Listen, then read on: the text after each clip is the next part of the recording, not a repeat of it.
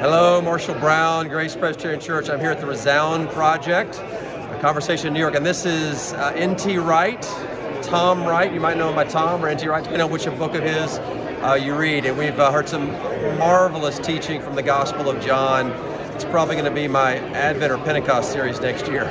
So, but Tom just told a really interesting anecdote summarizing the gospel. If somebody is getting the gospel, understanding Christianity, what is it, this story that you just told about, you know that you've understood the gospel? I had a friend who was on a panel, and I was there in the audience for this panel, and the panel was asked to summarize the gospel in a single sentence.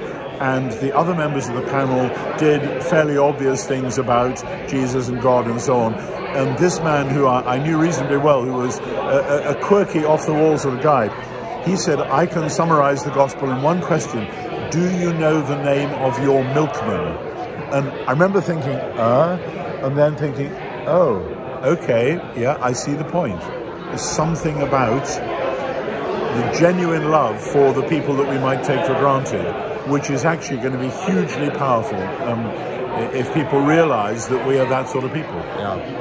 And in the American context, that's a British context. In the American context, probably more, do you know your mailman? Mailman, sure. Yeah. Well, I mean, we don't have milkmen anymore. But the milkmen in those days used to be the people who drove around in very quiet electronic vehicles at 4 o'clock in the morning and delivered milk to your doorstep before the supermarkets had decent milk that you could all get.